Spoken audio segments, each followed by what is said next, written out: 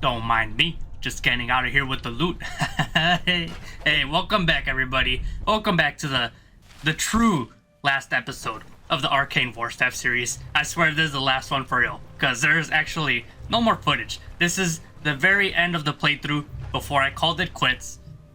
Like I said before, I'm gonna go to the tier 5 bastion next, and that's gonna be it for this playthrough. This is where I called it quits, but of course, there was still a lot more planned in the playthrough originally.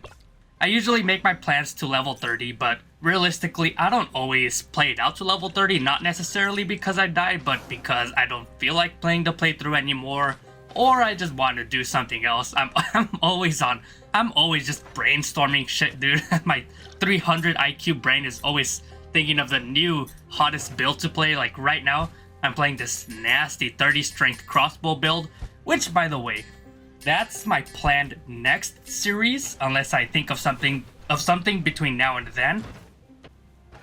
But anyways, that's enough yapping about the future.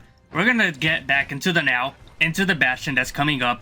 We're gonna go right into there as soon as I finish looting this crypt, and I'll see you there. Aight. Coming in up on the Fort Grey Falcon. You know how it is.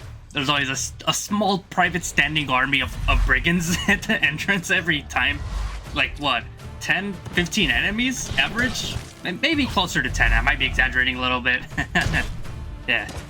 Watching the fight though, it really makes me think of like one-hand sword fighting as like the keeping distance, the onrush. So it's like weaving in and out of fights, very dueling like.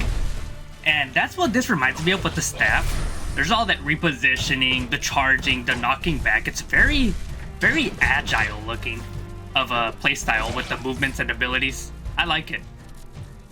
This the loadout though. It does have me wondering how can my character be agile like this? He got the light boots, right? But then he also has the big ass helmet on the top. Is he like top heavy or something? I don't know how he does it, but he does it. It's Leosthenes, man. He's cracked the fuck out.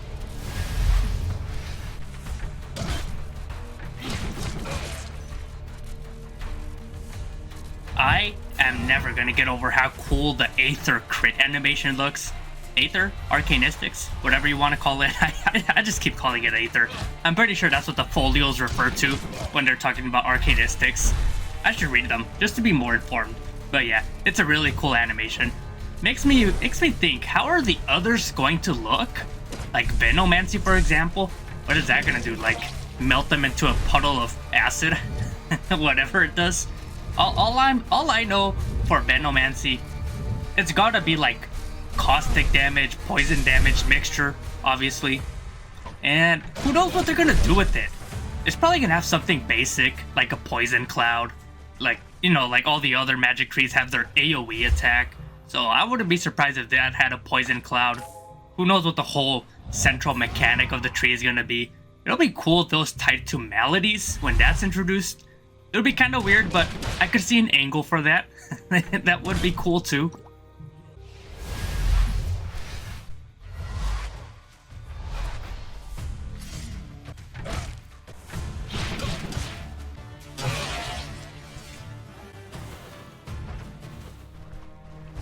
That's enough of that chore. It's a freaking chore.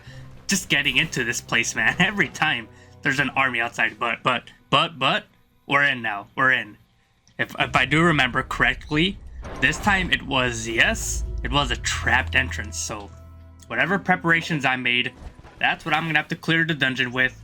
I don't remember what kind of boss it was. I think it was the new one, the Arcane boss. I won't show too much of that. I'm gonna let the boss show himself when we get there. Yeah. Speaking of that boss though, my friend on the Discord, he made a really funny picture with the Arcane boss. He called it the Lil Arcanistas. I'm gonna show that picture. I'm gonna put that on the screen for y'all to see real quick. Lil Arcane Amogus guy. I love it.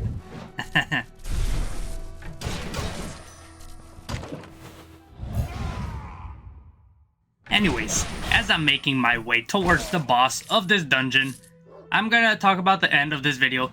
Like I said yesterday, I'm gonna do like a real quick build analysis because as you can see here, I'm still level 20.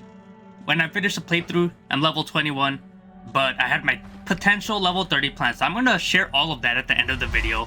So if any of y'all want to play the build, you can see the build, how I do it. I don't know if I'm gonna cover the path in detail, but at least the abilities leveled up, and then y'all can do whatever you want with the build path, etc., etc. And yeah, we'll do that later. These spear dudes, they are so annoying though at this point of the game. Because before, at like tier 3s, tier 2, tier 4, they have less abilities, so you could feasibly choose to tank a couple of the hits and then have him walk into you if you wanted to. But with these guys at tier 5, they have a lot of hits, dude. They don't stop pummeling you from distance. And then they come at you, and then they get out with determination, and it's a pain in the ass with them.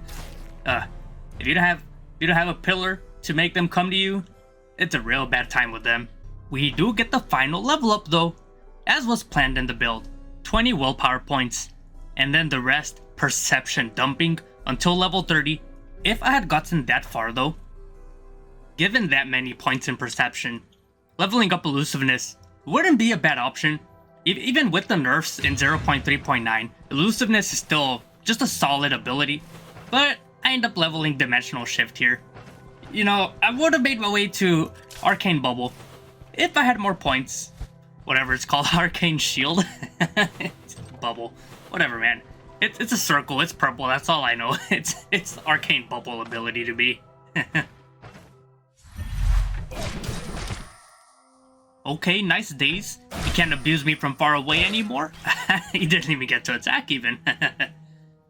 It's pretty cool with the perception scalings. I do want to try Strength Staff at some point. I don't think I've done that before.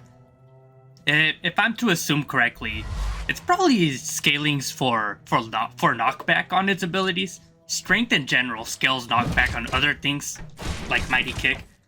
Because this is more of a try-hard playthrough, it's a permadeath playthrough after all, so I do more of a standard perception, more meta selections of points and abilities. But generally, I'm a 30 strength enjoyer. Hey, where my 30 strength players at? The most base of players. They're 30 strength players.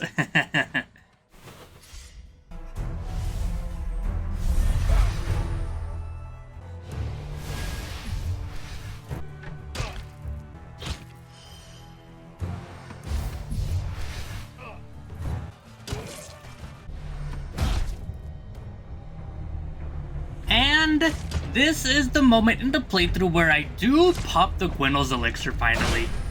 I mean, that's what it's there for, to use it. Some people will hold on to it for dear life and end up dying trying to get greedy with it. Trust me, I've done that one too many times. I'm not trying to be the moral high ground or something, because I'm imperfect, dude. Sometimes I mess up too. I'm not gonna lie. I have died on occasion with Gwynel elixir in my inventory. Skill issue, whatever you want to call it. It is what it is. But I popped it here. I am just now realizing I have the blue silver sapphire ring. It's kind of bad for this dungeon, because there's pretty much zero sources of magic damage. If anything, the magic casters here, they do arcane, or rather nature damage, except for the arcane boss. So it actually has an impact versus them, which I think they are hiding right there in the left as the question mark.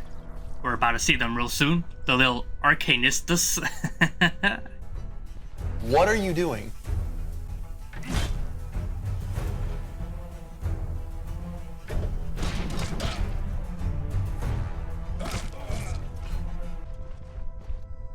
I get the feeling this new Arcanistics boss is really dangerous, but I end up abusing his AI.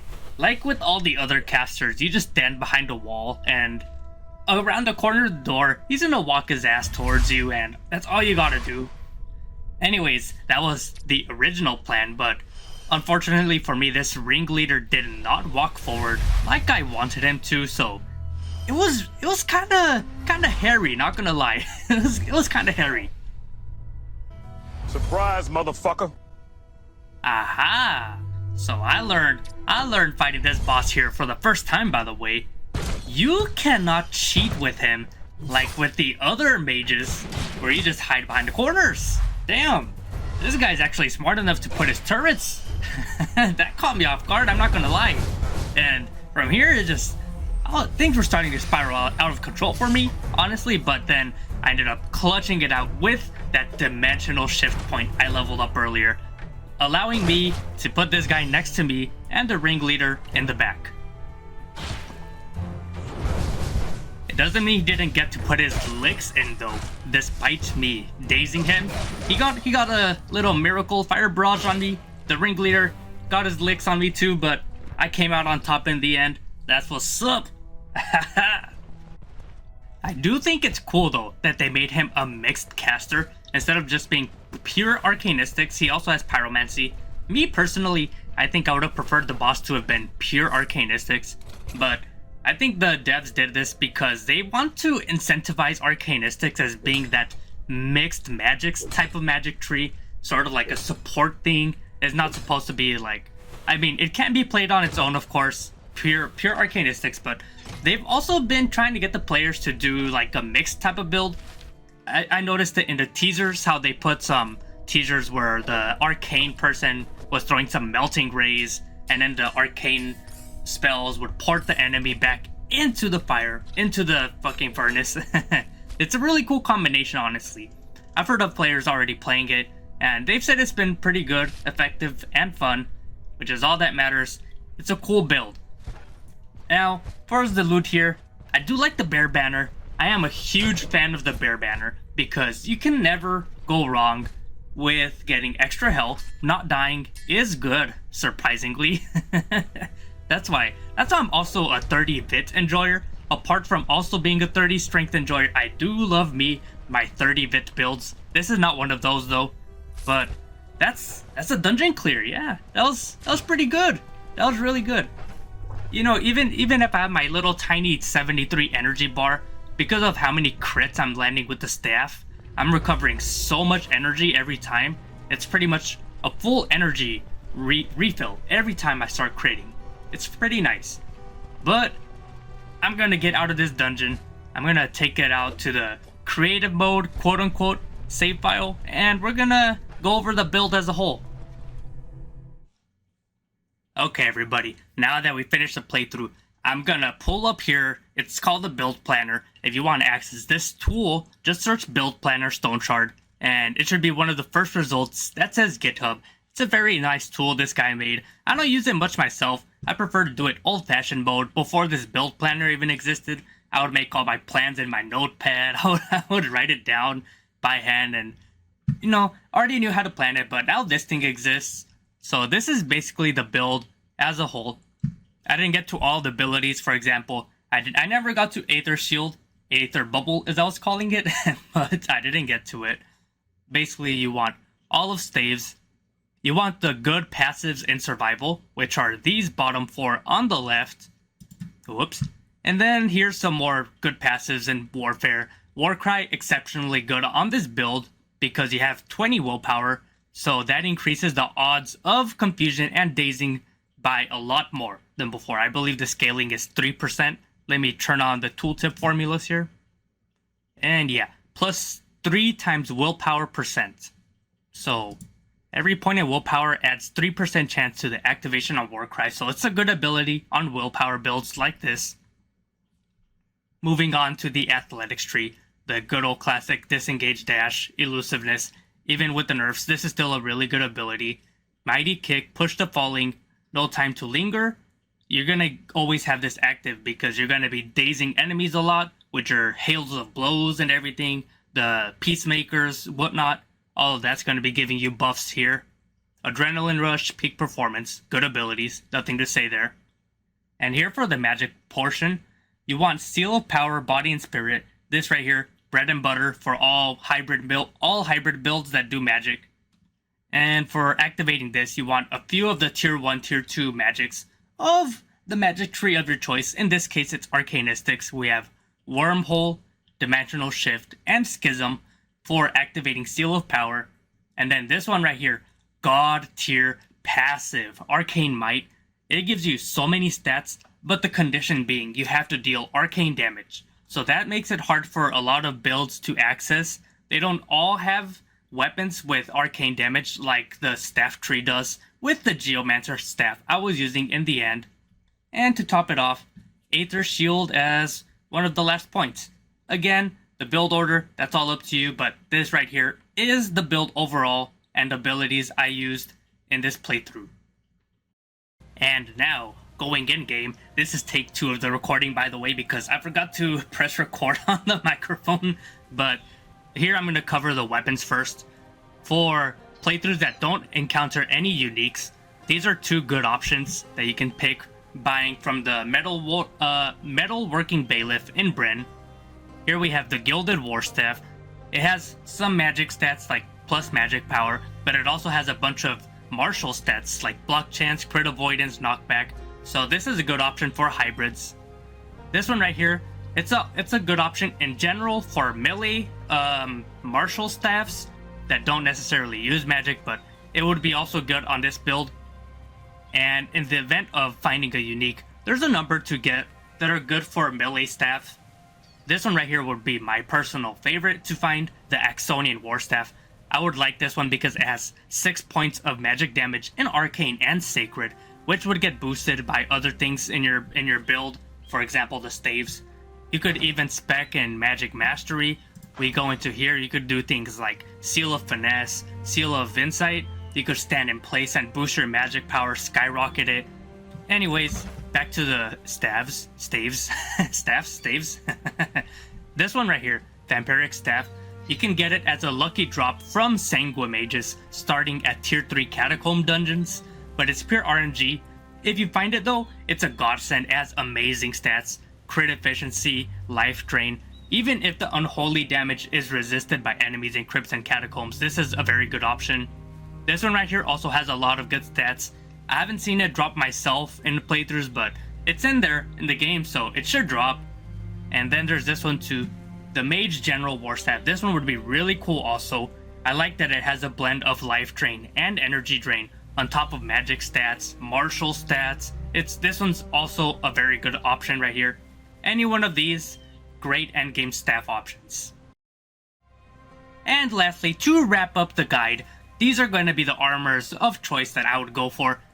Theoretically, if you could find all of these, of course. Finding them is hard, but you could always go for the regular tier 5 versions that you could find from the Bailiffs in Bryn. I would go for the Vagabond set, of course, because this is hybrid build, and these offer you great protection, plus magic powers. Even with having to deal with a small energy bar, you will recover your energy, because you are going to be 20 willpower, and you're going to have the abilities plus the staff innate passive of getting energy on critical hits. So energy is never going to be an issue on this build. That's why I go heavy. This right here, Engraved Greaves, another item that synergizes well with hybrids. And because you already have so much perception, you won't need to solve your accuracy at all, even with this accuracy reducing headgear. So I would just go for these for overall tankiness, survivability, and help you get your fumble close to 0. Of course, you are going to have other things getting it to 0. For example, Pathfinder, that would give you -5. All the other things, you have all your staff passives. Peacemaker is also going to reduce fumble. So you're going to be solved in accuracy and fumble with this setup. These rings will help you survive. This amulet will help you survive. So too will this belt. The regular equivalent will be the Knightly belt. It's basically made for block builds. Even if this isn't a block build per se, staff is still really good synergy with blocking, so that's why I would go with the Royal Champion belt to wrap up the build. Here's some honorary secondary amulets you could use. This one gives you life drain and energy drain at the cost of a little bit of tankiness, but I often take this on a lot of tanky builds. I think it's worth it for sustainability. This one, if you really wanted to push your accuracy just a little more for the dodgy enemies, you could still go with Ruby Pendant and cooldowns durations bonus. And this one is this one's the funny one, the funny amulets. If you just want to go all in on the crit chance, hey, this one's right here for you. And it even has a nice cooldowns duration bonus. Anyways, That was a really good run, a really good showing of the Arcane Warstaff. It was very powerful, very powerful. I only had to use my Gwendol elixir at the very end, and we came out on top.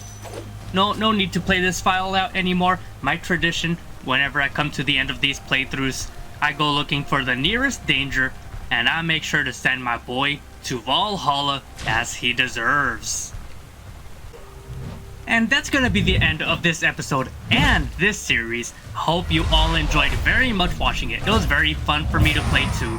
I think I said earlier in this episode for the next build, I think I'm gonna do 30 strength crossbow. I've already been playing that on the side. Ripley Ostones, salute to him, my guy. But thanks for watching. I'm gonna see y'all in the next episode, in the next series. Peace.